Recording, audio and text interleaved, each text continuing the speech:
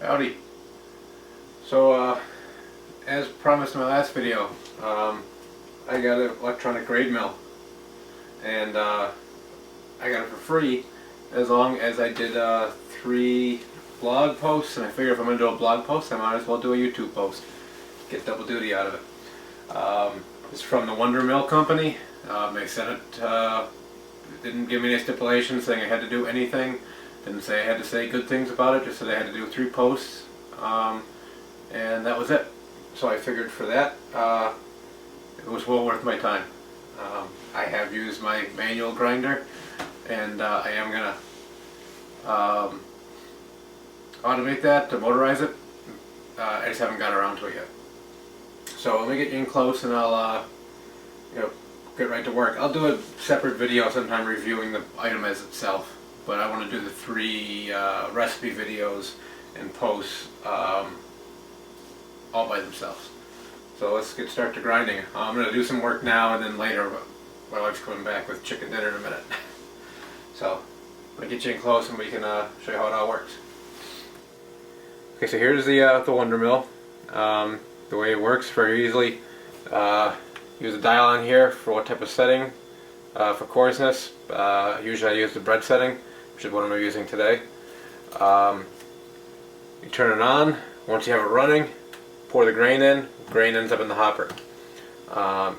And I think normally for something like this, I would just have them both go into the hopper and combine them. But I'll take it out individually to show you what the the flour looks like. At least when I'm going to do the corn first, and then I'm going to do the white winter wheat afterwards. So let's get to it. Turn it on.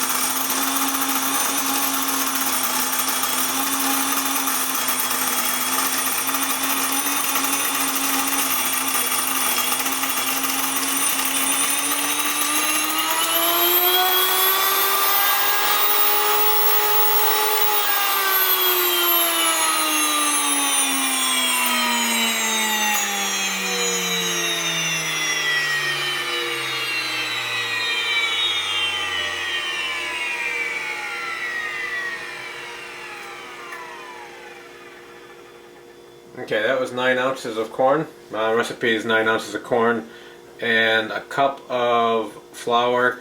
And what I did was to figure out how much grain to use. I figured out the weight of a cup of flour is 4 ounces, a little bit over 4 ounces online.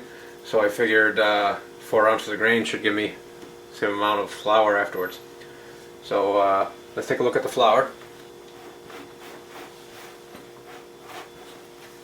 And I didn't have it closed at the beginning, so I got a little bit of cornmeal.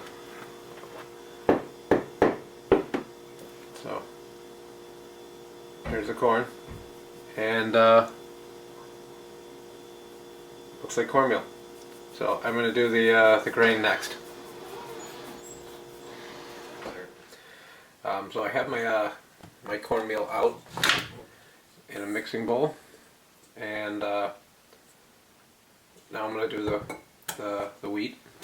And I forgot to mention, this is going to be a recipe made with mostly dry goods. I want it for the cabin, and I want to be able to store things down there.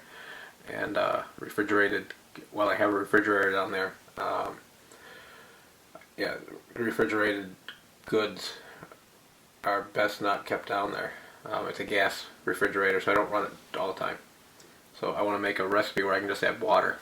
So if I have powdered eggs and powdered milk, I'm going to try. So we'll see how this all comes out. So I'm going to turn it on, and we're going to make some flour.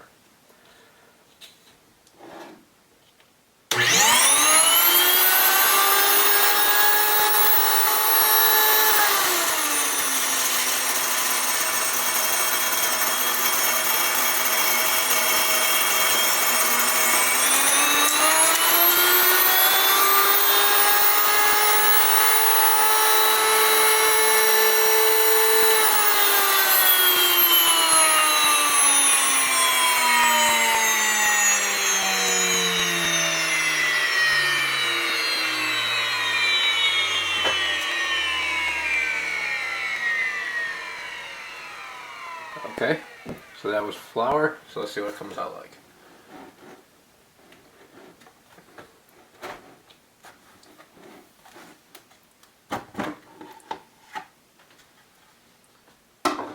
And it was a little bit over 4 ounces of grains, so it should give me about a cup. And my flour, nice and fine looking. It's on the bread setting, and I'm going to combine that with the cornmeal. I'm going to mix them all up in the mixer with all the dry ingredients. I'm using the same recipe I used on my previous video on cornbread, just with dry goods.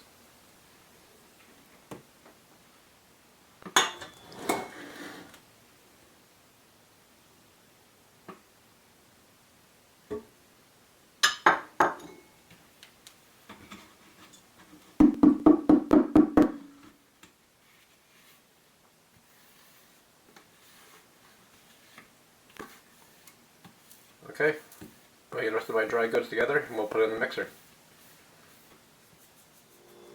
Okay, so I have all my ingredients around here. I'll be grabbing them. It's going to be a sweet cornbread, so I'm going to use some sugar. I'm using, like I said, powdered milk. I have powdered eggs over there, so I'll be getting those when I eat them. So we're going to add half a cup of powdered milk.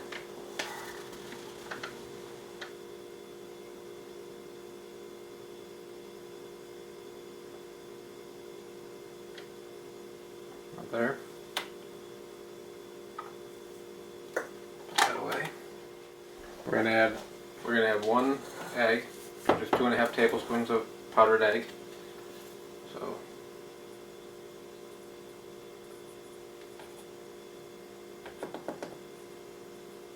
1, 2, 1/2.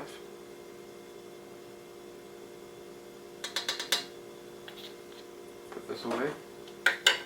We need 2 teaspoons of baking powder,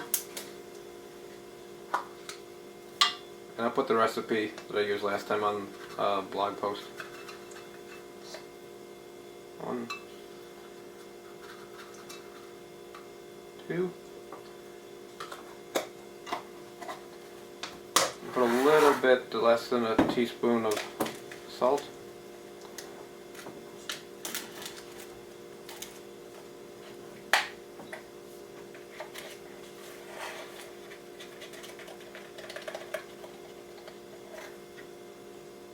Much, and 2/3 of a cup of sugar. When this is all done, I should be able to store this in mylar down at the cabin.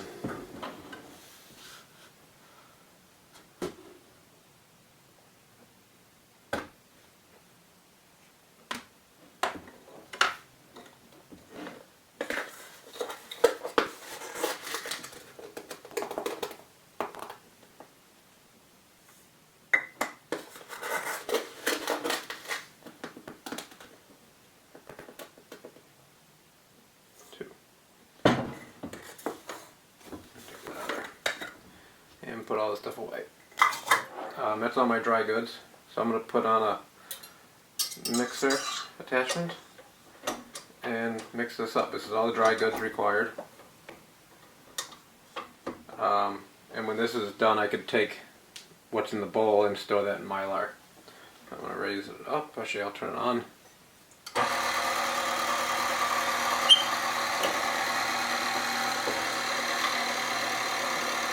And let it mix for a minute to get the ingredients all mixed up. I have the oven warming up with a cast iron pan at 450 degrees. And the only other ingredient that's required is some shortening. I use bacon fat, and I'll use that to grease the pan before I put this mix in. So I'll let that go for a minute and mix everything up nice and good. Oh yeah, the other ingredient will be water. For each half cup of milk, or for each half cup of the milk powder, I'll need 14 ounces of water, and a little bit of water for the powdered egg. It calls for 2.5 tablespoons, I believe. So I'll put a little bit extra water in. We'll see how it comes out. But I'll let that go for a minute. Okay, so now I have the mixture well mixed so that I don't see any individual items anymore. Use a scraper and bring it down every once in a while to fold the stuff in from the edges to make sure it's nice and well mixed. I have just over 14 ounces of water, so I'm going to add that to the mix now, and then I'll put it on the mixer again. So.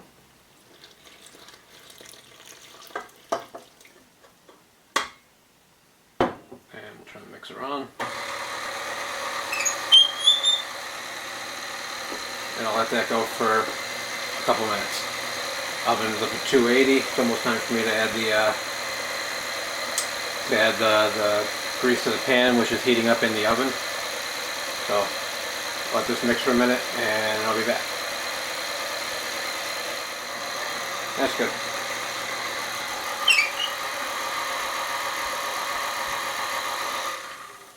Take off the mixer. The same thing with the powder. When I'm mixing this up, I drop it every once in a while and use a scraper to scrape the stuff off the edges to get a good mix. Looks good. So I'm going to take this and put it in the sink and flip this forward. It's always a pain to get this thing off.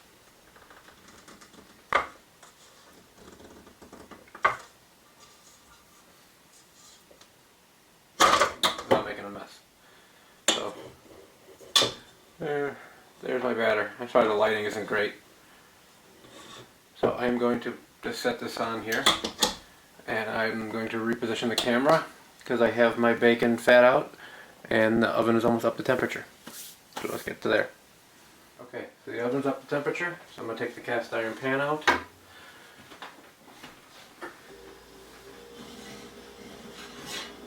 And that's nice and hot. And I have bacon grease. To the cabin, I have oil I probably use down there. I don't have bacon grease down there. You need about 2 tablespoons, but really you just need enough to coat the pan. And this should sizzle nice. And if you have your smoke detectors nearby, this will definitely set them off. I unplugged mine already.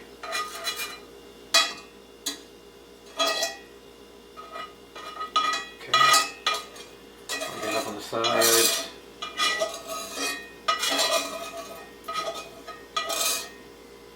And I'm going to switch that around a little bit.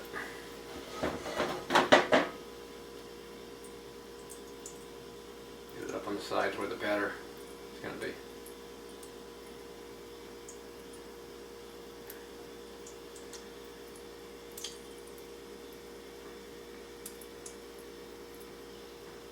Love cast iron pans.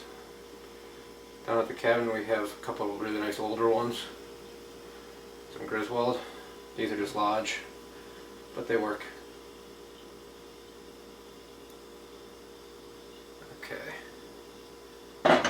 So that's probably actually a bit more than I needed. It calls for 2 tablespoons. I didn't put in 2, a little bit less. So now I'm gonna get my batter and put it in the pan. Yeah, see what I'm doing.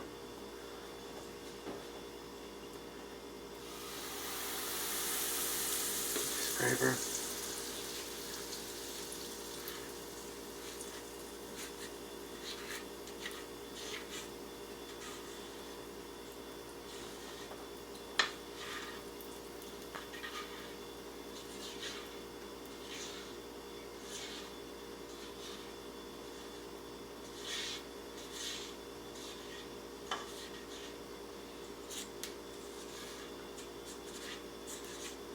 Okay.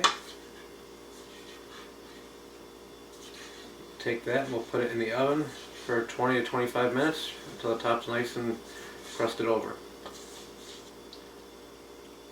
Okay, put that to the side.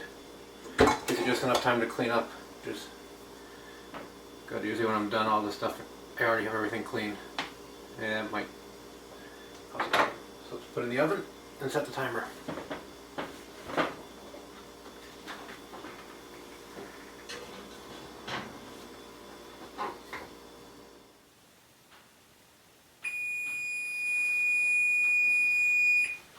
Okay, let's take a look.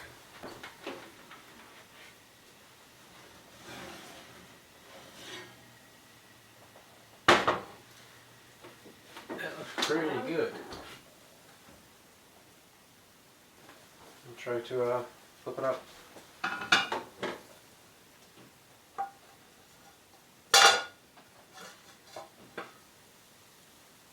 I would say that would be perfect. And here's the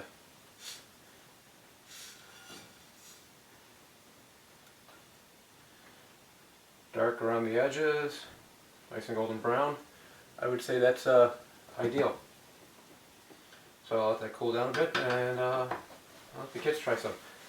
So like I said, I did this recipe out of powdered materials so that I could store it at the cabin. The only thing that wasn't powdered was the shortening, and I keep oil down there. So with the oil, I can use that as the shortening for the pan. I'll turn that off. Yeah, but that'll allow me to keep. I'll put a couple of these either in the airtight bags, the vacuum seal bags, or in mylar. Once you grind up all your grains, it's no longer as long storage as your grains are in their natural form. But I'm looking at a seasonal, getting about a year. It won't be as good as a fresh grind, but it should be good enough for going to the cabin on the weekend and having cornbread, a pancake mix, some bread mix, and things like that. That's my plans, to have those mixes all done and down there. And I'll plan on doing pancake mix and bread mix in the near future.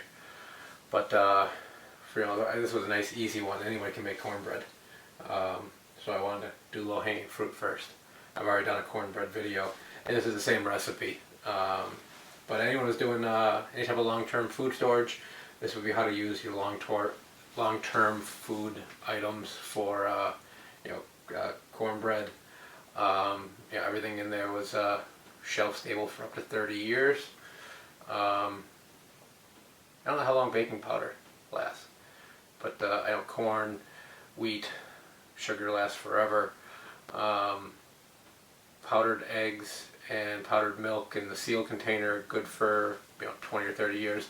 Once you open them up, they say it's about a year. Once you open them up, like I did today, you should write the date on it so you know how long they've been opened. I plan on making a number of recipes up, or a number of mixes up, so hopefully I'll go through them. It's a lot of eggs though, so I might have a lot of powdered eggs during hunting season. But yeah, so that was a Wonder Mill, ground up nicely. Like I said, I'll do a full separate review and with the different settings, using different grains, sometime in the future. But for now, I wanted to do the first of the recipe videos as required for me getting the free grain mill.